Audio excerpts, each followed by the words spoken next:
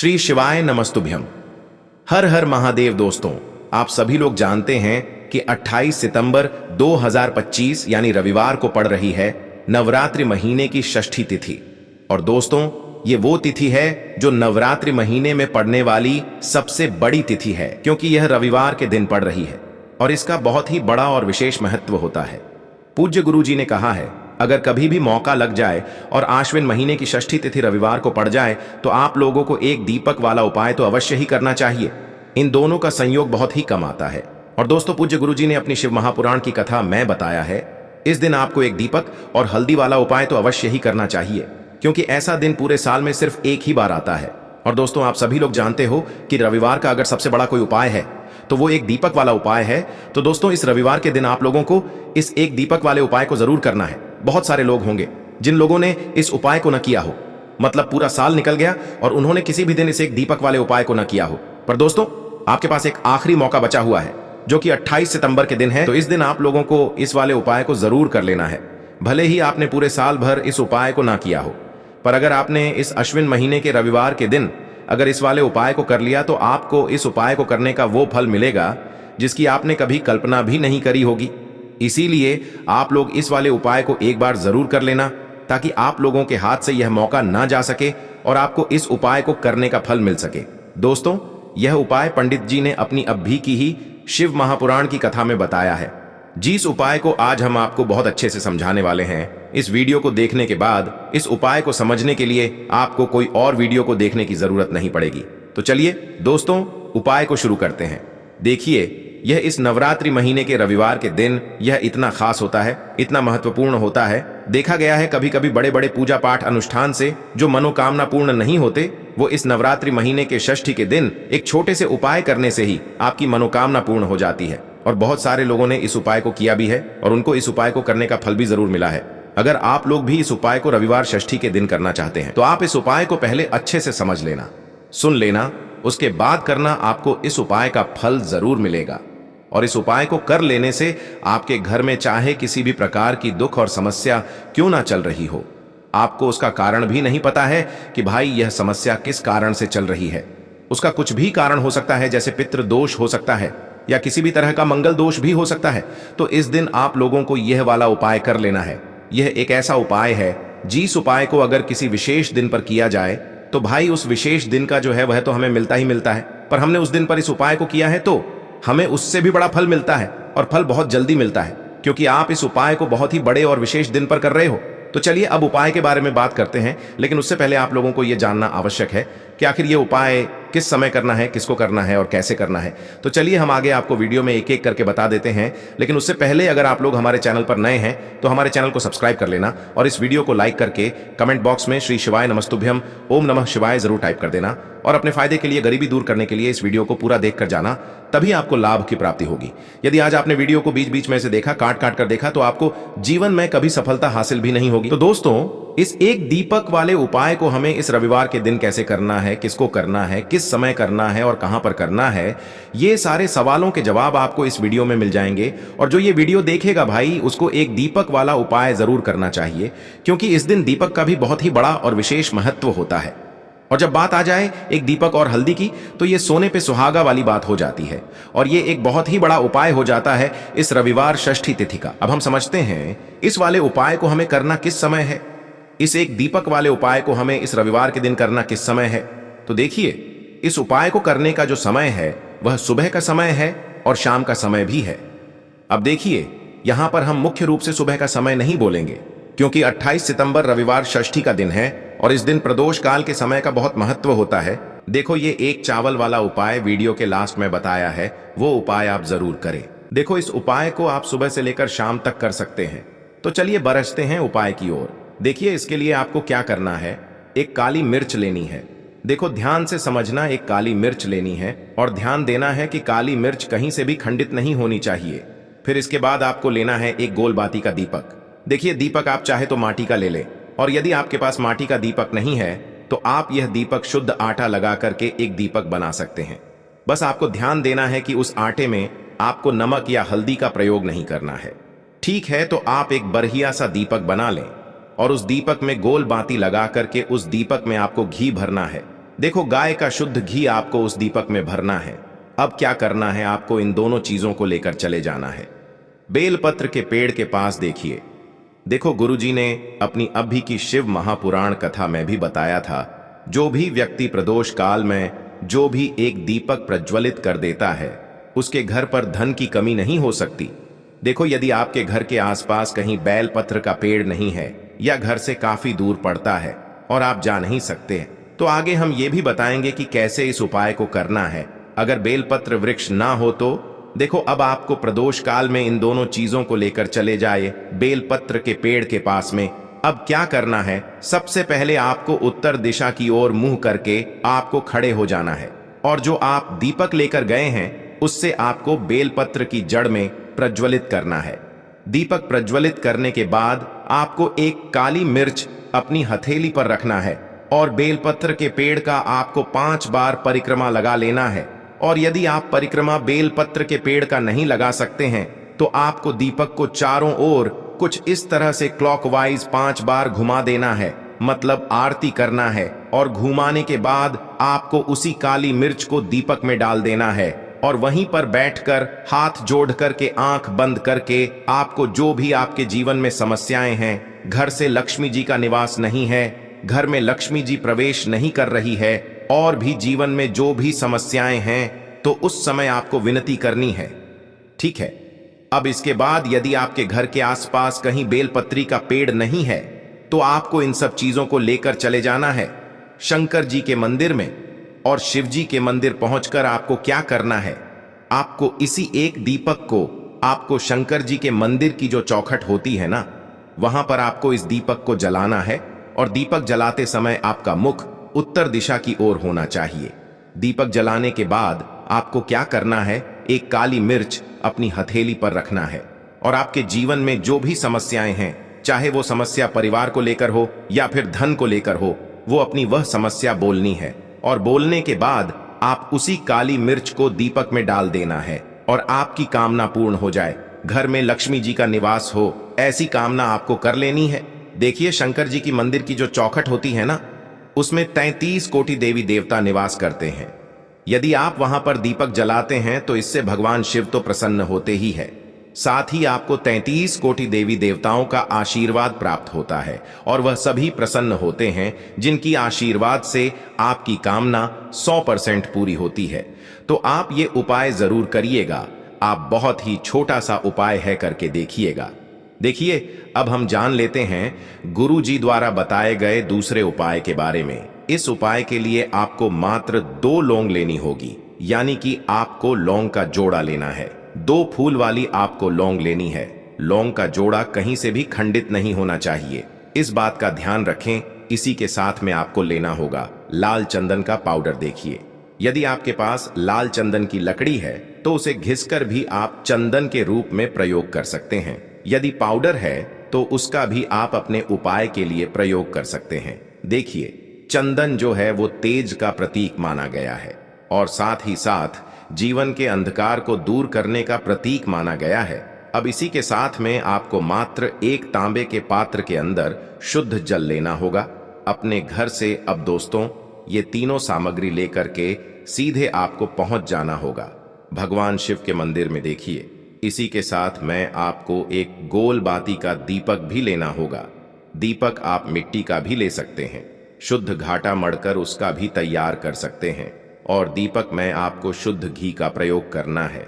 लेकिन जैसे ही आप इन सभी सामग्रियों को मंदिर में लेकर के पहुंचेंगे, मंदिर में जैसे ही आप चौखट के वहां पर पहुंचेंगे तो मंदिर की चौखट के सीधे तरफ आप जो अपने साथ एक गोल बाती का दीपक लेकर के आए हैं, उसे आपको सबसे पहले तो प्रज्वलित कर देना है। यानी कि जैसे ही आप मंदिर की चौखट के वहां पर प्रवेश करते हैं तो उसके सीधे तरफ आपको ये गोल बाती का दीपक प्रज्वलित कर देना है। अब देखिए, जैसे ही आप यह दीपक प्रज्वलित करेंगे तो आपकी जो भी मनोकामना है उससे आपको बोल देना है। आप इस दीपक को इस प्रकार से प्रज्वलित करने के बाद इन सभी सामग्रियों को आपको शिवलिंग के पास में लेकर पहुंच जाना है। अब देखिए दोस्तों, आपके पास जो एक तांबे के पात्र के अंदर शुद्ध जल है, उसमें से आपको केवल आधा लोटा जल ही भगवान शिव के शिवलिंग पर अर्पित करना है। आधा लोटा जल आपको उसी पत्र के अंदर बचा लेना है। अब दोस्तों, आपके पास जो 2 लौंग हैं यानी कि लोग का जोड़ा है, उससे आपको अपना नाम और अपने गोत्र को बोलते हुए आपकी जो भी समस्या चल रही है, आपके जीवन में जो भी परेशानी उत्पन्न हो रही है, उन्हें आपको बोल देना है। और ये जो लौंग का जोड़ा है, इसे आपको भगवान शिव के शिवलिंग पर अर्पित कर देना है। जैसे आप ये 2 लौंग शिवलिंग पर चढ़ाएंगे तो अपना हाथ जो है वहां पर आपको रखना है और महादेव से आपको प्रार्थना करनी है कि मेरे जीवन की ये जो परेशानियां हैं, ये सभी दूर हो जाएं। यानी कि आपके जीवन में धन की संबंधित परेशानी चल रही है, कर्ज की समस्या चल रही है, बच्चों का पढ़ाई लिखाई में मन नहीं लग पा रहा है, घर के जो आर्थिक संकट है वह सभी दूर हो, व्यापार आपका ढंग से नहीं चल पा रहा है, घर में रोग की स्थिति बनी हुई है, यानी कि जिस भी प्रकार की आपकी समस्याएं हैं, उसे आपको महादेव से बोल देना है और महादेव से इन सभी समस्याओं को दूर करने के लिए आपको प्रार्थना कर लेनी है।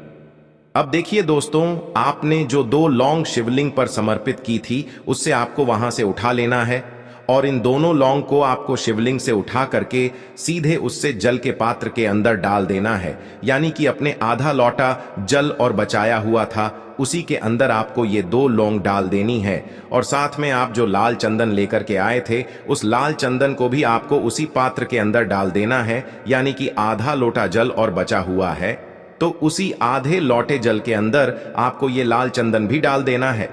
अब देखिए, इस आधे लोटे जल में है जिसमें अपने 2 लौंग डाली है, लाल चंदन डाला है, उसे सीधे लेकर के आपको पहुंचना है बेलपत्र के वृक्ष के वहां पर। देखिए, बेलपत्र का वृक्ष यदि आपके घर पर है तो वहां पर आपको आ जाना है, आपके घर के आसपास कहीं भी है तो वहां पर आपको पहुंच जाना है और उसके बाद आपका जो मुख है वह उत्तर दिशा की ओर होना चाहिए और उसके बाद आपको अपना नाम और अपनी गोत्र को बोलना है और पुनः अपने जो भी परेशानियां शिवलिंग के पास में बोली थीं, उन्हें आपको वापस से बेलपत्र के वहां पर भी बोल देनी है।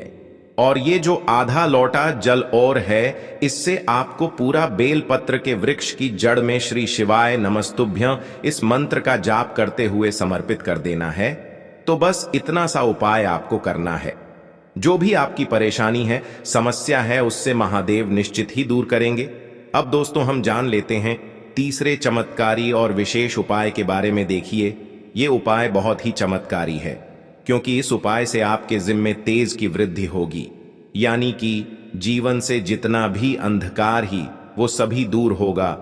तो इस उपाय के लिए आपको मात्र 1 गुड़ का टुकड़ा लेना है। गुड़ का टुकड़ा आपके जीवन में तेज की वृद्धि करता है और साथ ही साथ आपके जीवन से जो अंधकार है उसे दूर करता है। इसी के साथ मैं आपको एक चावल दाना यानी कि अक्षत का दाना लेना है। ये चावल का दाना आपके जीवन में सुख शांति को लेकर के आता है, आपके जीवन में धन की जितनी भी परेशानियां हैं उन्हें समाप्त करता है। इसी के साथ मैं आपको मात्र एक हरा मूंग लेना है।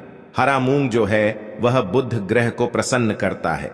देखिए, हरे मूंग का उपाय करने से बुध ग्रह मजबूत होता है और बुध ग्रह के मजबूत होने से बुद्धि, ज्ञान और विवेक की प्राप्ति होती है। तो ये तीनों ही सामग्री आपको एक एक लेनी है, यानी कि 1 गुड़ का टुकड़ा, 1 चावल का दाना, 1 हरा मूंग आपको लेना है। देखिए, हरा मूंग का दाना और चावल का जो दाना है वो आपको साबुत लेना है, खंडित नहीं होना चाहिए। और इसी के साथ में आपको मात्र 1 तांबे के पात्र के अंदर अपने घर से शुद्ध जल ले लेना है। देखिए, अब इन सभी सामग्रियों को लेकर के सीधे आपको पहुंच जाना है भगवान शिव के मंदिर में। आप ये उपाय सुबह से लेकर के शाम तक किसी भी समय कर सकते हैं, लेकिन रविवार के दिन ही आपको इस उपाय को करना है।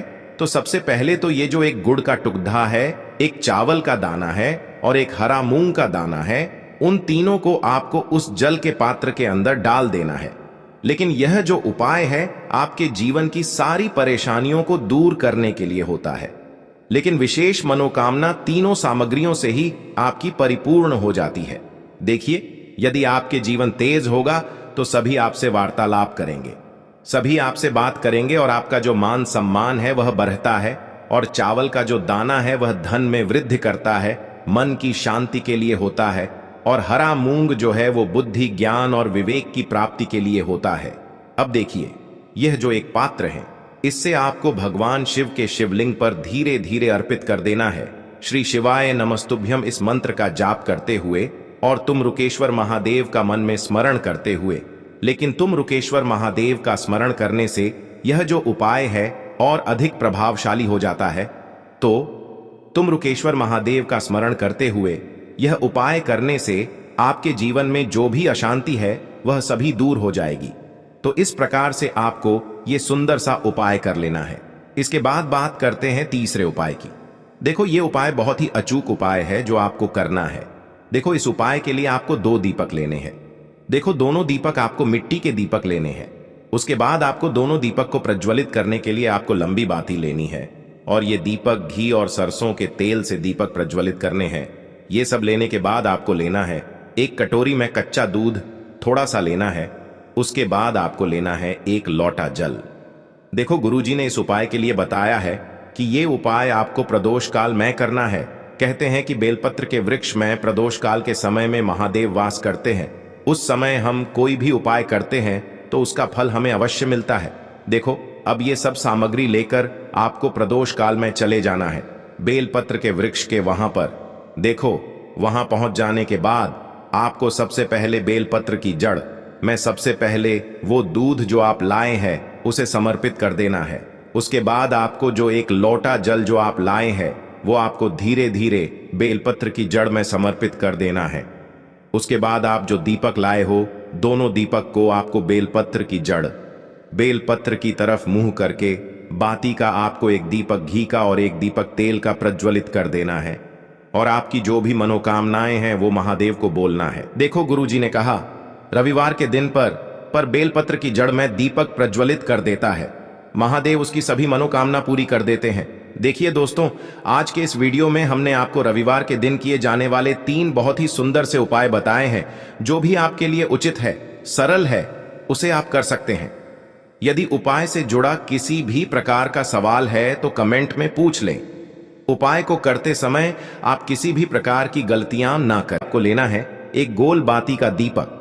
आप चाहें तो मिट्टी का ले सकते हैं या फिर घर से शुद्ध आटा मढ़कर उसका दीपक आप तैयार कर सकते हैं। इसके बाद आपको लेना है शुद्ध गाय का घी। अगर वो नहीं है तो कोई भी देसी घी इस्तेमाल कर सकते हैं जिससे आपको दीपक प्रज्वलित करना है। देखो, अब ये सब सामग्री लेकर आपको जाना है प्रदोष काल में आपके घर पर तुलसी जी के घेरे के पास में। देखो, ये उपाय तो आपको अवश्य करना है। देखो, वहां पहुंचकर सबसे पहले वो दीपक आपको प्रज्वलित कर देना है और ओम नमो भगवते वासुदेवाय नमः का 11 बार जाप करना है। उसके बाद आपको अपने सीधे हाथ में थोड़ी हल्दी लेकर उस दीपक में अपना नाम और गोत्र बोलते हुए डाल देना है। उसके बाद माता लक्ष्मी से आपको प्रार्थना करना है कि हे महालक्ष्मी, हमारी सभी दुख तकलीफों को दूर करो। हे महादेव, हमारे सब दुख कष्टों को खत्म करो। इस भावना से आपको ये उपाय करना है। चलिए, अब बात कर लेते हैं दूसरे उपाय की। दोस्तों, आप सभी जानते हैं कि सोमवार का दिन समर्पित होता है भगवान महादेव को, यानी कि भगवान पार्वती को सोमवार का दिन समर्पित होता है। और जब भी हम शिवलिंग के ऊपर कोई भी उपाय करते हैं तो इससे हमें एक साथ भगवान महादेव की और पार्वती की कृपा प्राप्त हो जाती है। देखिए दोस्तों, गुरुदेव ने बताया है कि सोमवार के दिन